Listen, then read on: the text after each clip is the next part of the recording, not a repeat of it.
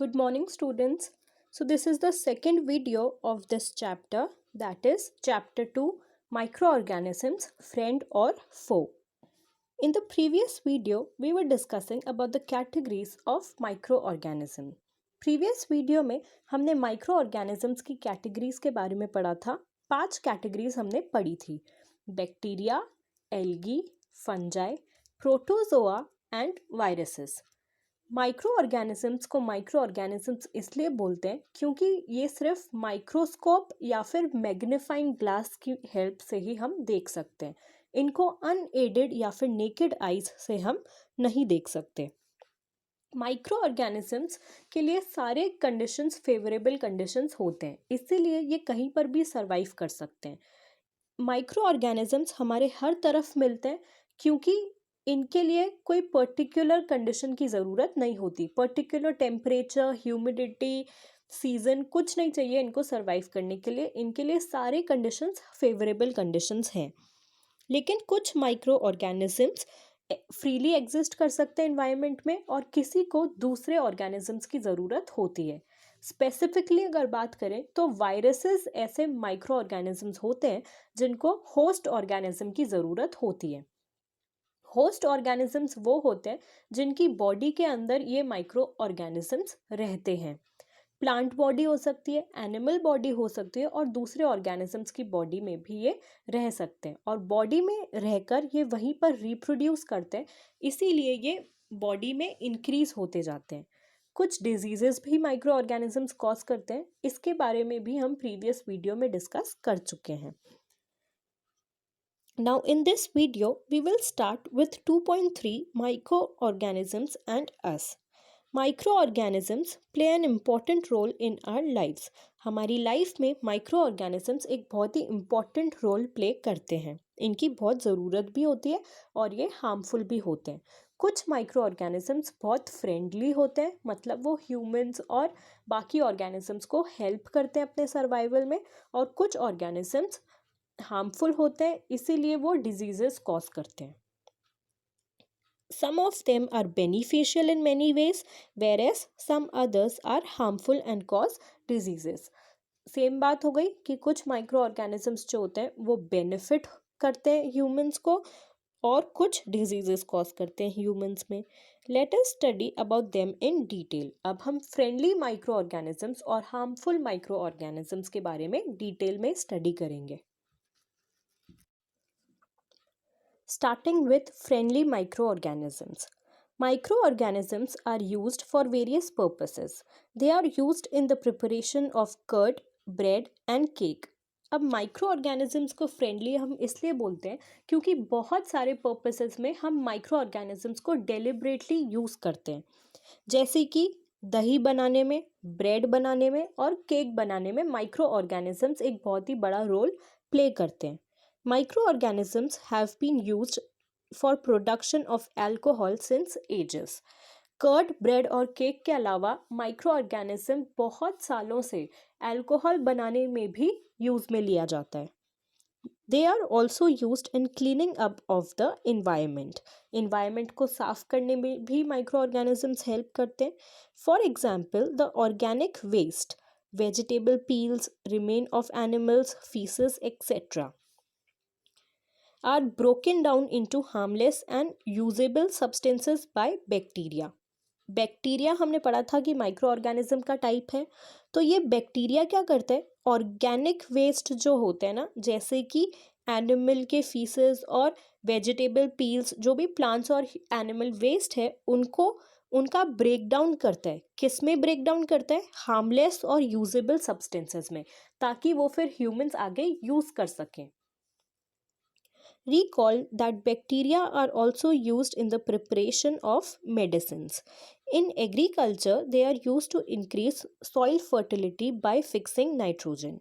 इसके अलावा बैक्टीरिया जो होता है वो दवाइयाँ बनाने के भी काम करता है.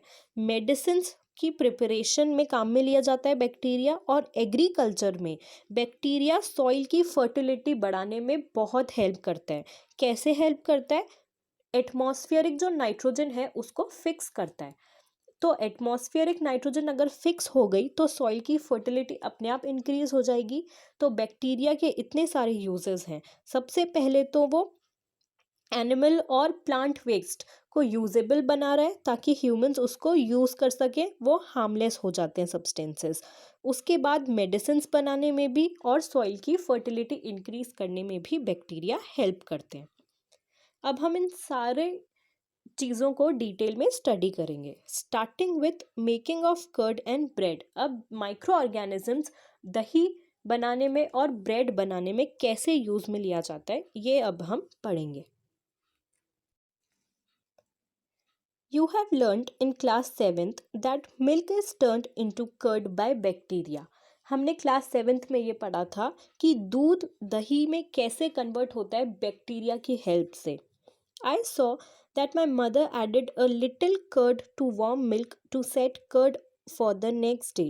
I wonder why. दही जमाने के लिए आपने देखा होगा आपके घरों में आपकी मदर्स दूध में दही मिला देते हैं ताकि पूरा का पूरा वो दही जम जाए। Curd contains several micro organism. क्यों जमाते हैं वो मिल्क में? कर्ड क्यों ऐड किया जाता है? क्योंकि कर्ड में कुछ बैक्टीरिया होते हैं, कुछ माइक्रो ऑर्गेनिजम्स होते हैं, ठीक है। Of these the bacterium lactobacillus promotes the formation of curd. कौन सा बैक्टीरिया हेल्प कर रहा है यहाँ पर मिल्क को कर्ड में कन्वर्ट करने के लिए? लैक्टोबैसिलस। लैक्टोबैसिलस बैक्टीरिया ऐसा होता है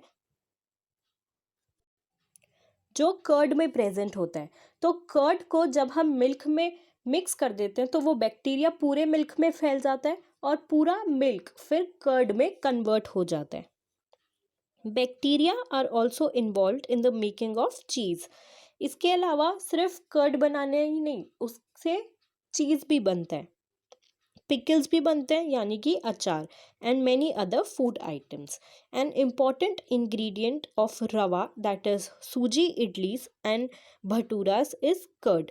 बहुत ही इंपॉर्टेंट इंग्रेडिएंट होता है इन दोनों डिशेस का। कौन कौन सी? एक तो जब हम सूजी की इडली बनाते हैं और जब हम भटूरे बनाते हैं, इन दोनों में हम कर्ड को यूज़ में लेते हैं। Can you guess why? Bacteria and yeast are also helpful for fermentation of rice idlis and dosa batter. तो इन सारी डिशेस में हम इसीलिए इनको यूज़ में लेते हैं क्योंकि हमको बैक्टीरिया जो माइक्रो ऑर्गेनिज्म है वो कहीं ना कहीं इन डिशेस को बनने में हेल्प करते हैं। ये हम एक एक्टिविटी से समझेंगे, that is activity 2.3। Take half kg flour, atta or maida, add some sugar and mix with warm water. Add a small amount of yeast powder and knead to make a soft dough. What do you observe after 2 hours? Did you find the dough rising?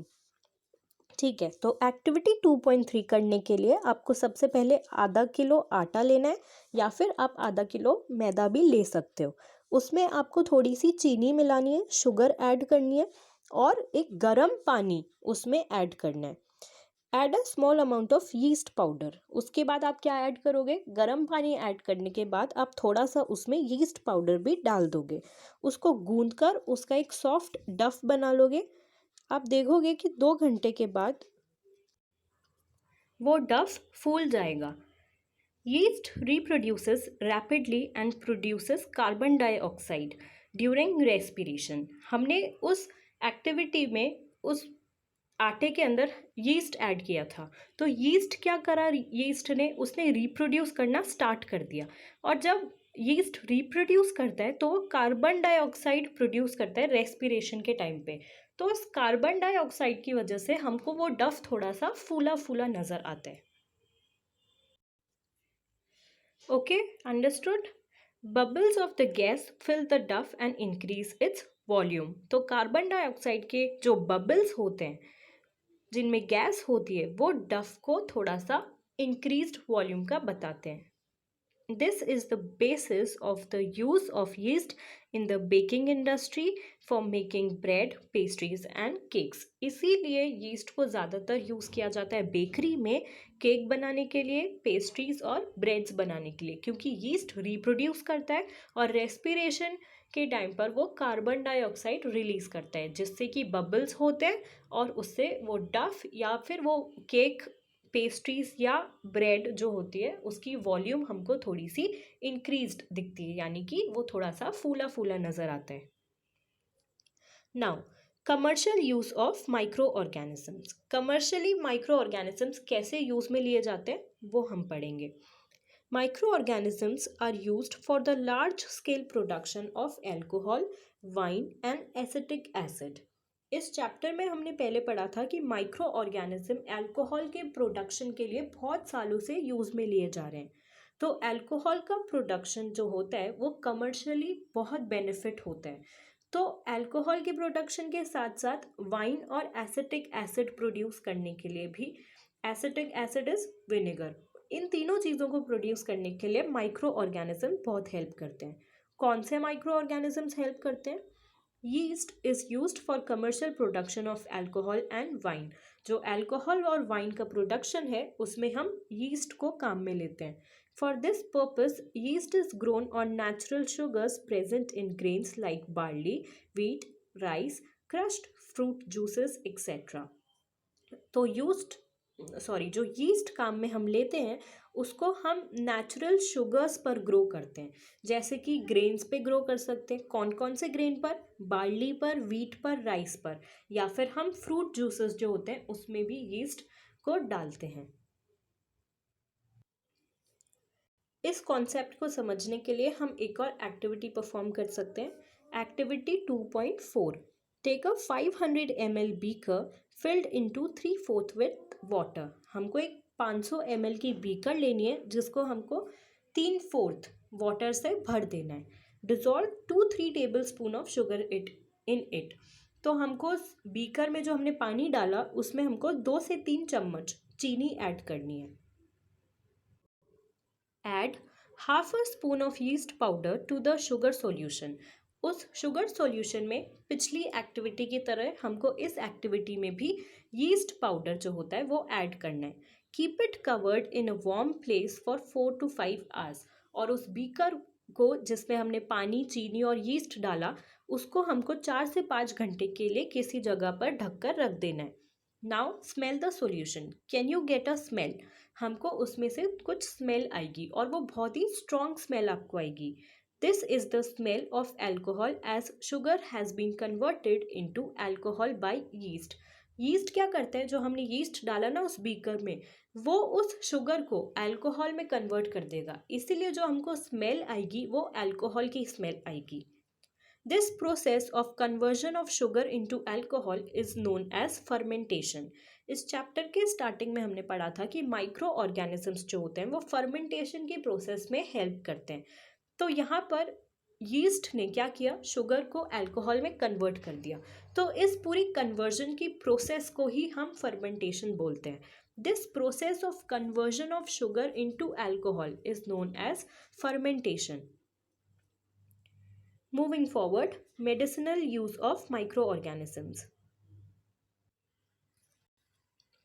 अभी तक हमने बात करी कि micro organisms bakeries में कैसे काम में आते हैं, कौन कौन सी चीज़ें बनाने में काम में आते हैं, लिक्विड एंड बोथ सॉलिड और डिशेस। अब हम देखेंगे कि मेडिसिनल यूज़ क्या होता है माइक्रो ऑर्गेनिज्म का, मतलब माइक्रो ऑर्गेनिजम्स मेडिसिन बनाने में कैसे हेल्प करते हैं। Whenever you fall ill, the doctor may give you some antibiotic tablets, capsules or injections, such as of penicillin. तो जब भी आप बीमार पड़ते हो तब डॉक्टर्स आपको कुछ एंटीबायोटिक टैबलेट्स देते हैं या फिर कैप्सूल्स देते हैं या फिर एंटीबायोटिक के इंजेक्शंस भी आपको डॉक्टर्स लगाते हैं। तो ये एंटीबायोटिक जो होती है वो एक्चुअल में पेनिसिलिन की होती है। The source of these medicine is micro organism. तो पेनिसिलिन जो मेडिसिन है वो किससे बनी होती है? माइक्रो ऑर्गेनिजम्स से बनी होती है। तो जो आपकी एंटीबायोटिक आप लेते हो फीवर में या किसी और बीमारी में, या एंटीबायोटिक के अगर आप इंजेक्शंस ले रहे हो, तो ये एक्चुअल में माइक्रो ऑर्गेनिज्म की हेल्प से बनाए गए होते हैं।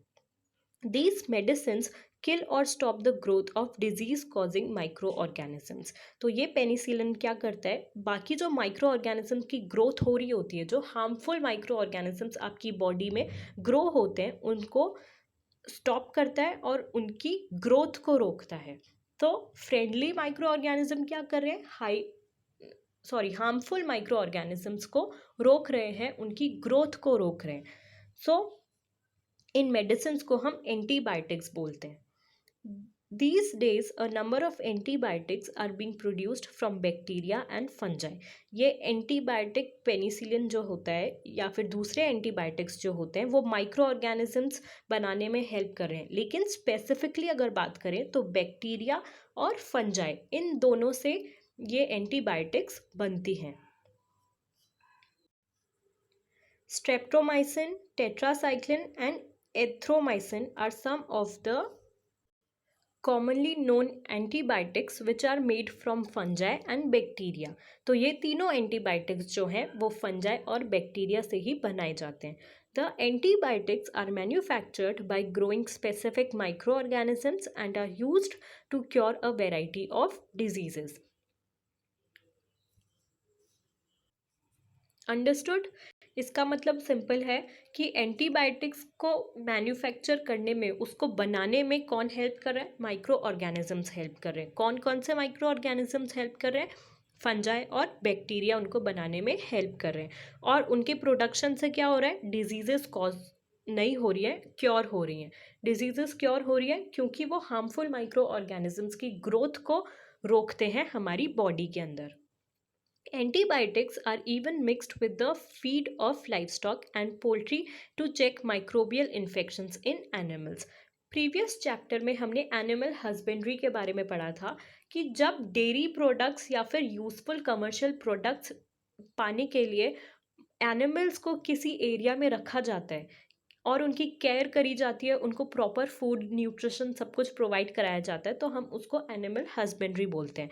तो ऐसे एरियाज़ में, स्पेशली जहाँ पर पोल्ट्री है, तो वहाँ पर माइक्रोबियल इन्फेक्शन की ग्रोथ को चेक करने के लिए भी एंटीबायोटिक्स जो हैं वो लाइव स्टॉक के साथ मिक्स करी जाती हैं।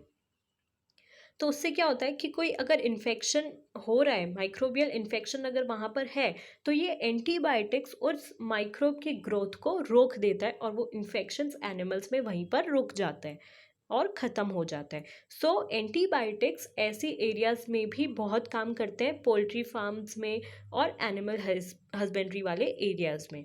दे are also use to control many plant diseases. अब ये तो हमने एनिमल डिजीजेस की बात कर ली कि पोल्ट्री और एनिमल हस्बेंड्री में माइक्रोबियल इन्फेक्शन को माइक्रो ऑर्गेनिजम्स रोकते हैं। इसके अलावा जो प्लांट डिजीजेस होती हैं उसमें भी एंटीबायोटिक्स या माइक्रो ऑर्गेनिजम्स, जो फ्रेंडली माइक्रो ऑर्गेनिजम्स हैं, वो हार्मफुल माइक्रो ऑर्गेनिजम्स की ग्रोथ को रोकते हैं।